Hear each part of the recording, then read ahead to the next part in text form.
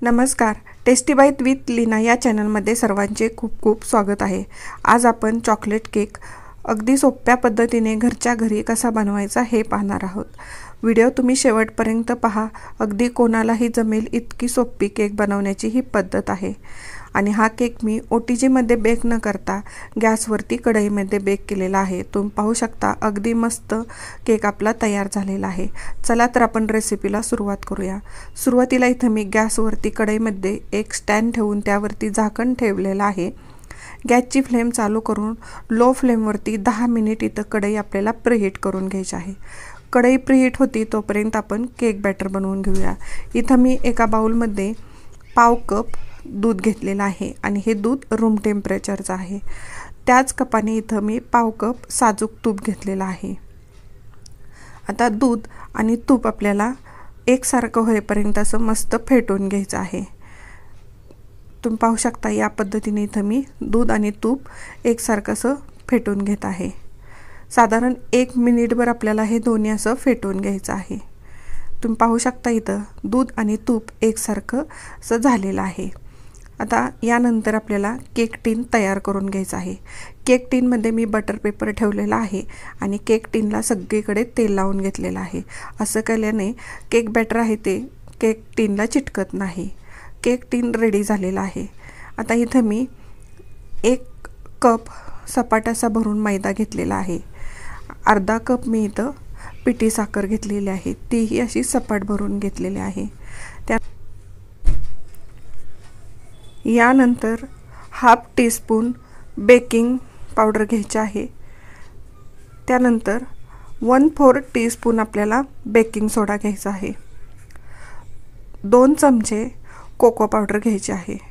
शक्यतो cocoa powder आहे ती लूज न वापरता पॅकिंगची वापरा, कारण पॅकिंगची कोको पावडर ही छान असते। आता कोको पावडर घातल्यानंतर हे थोडंसं असं मिक्स करून घ्यायचं आणि नंतर हे सगळं मिश्रण आहे ते आपल्याला चाळून घ्यायचं आहे। तुम्ही पाहू शकता इथं मी सगळं मिश्रण चाळून घेतलेलं आहे। आता यामध्ये थोडंसं जाडसर राहिलेला भाग काढून घ्यायचा आहे। आता सुरुवातीला इथं मी चमच्याने सगळं मिक्स करून घेत आहे।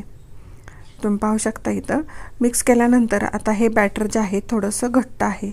तर यामध्ये मी थोडं थोडं करून दूध घालणार आहे। पुन्हा मी पाव कप दूध घेतलेलं आहे। यातलं लागल तसं दूध घालून आपण बॅटर आहे एकसारखं करून घेणार आहे। अशाच नवनवीन रेसिपी पाहण्यासाठी टेस्टी बाईट विथ लीना या चॅनलवर तुम्ही नवीन असाल तर सबस्क्राईब करा। सबस्क्राईब केलं असेल तर लाईक आणि शेअर करायला विसरू नका। आणखीन मला पाव कप दूध लागलेलं आहे। एकूण केक बॅटर बनवण्यासाठी मला अर्धा कप दूध लागलेलं आहे।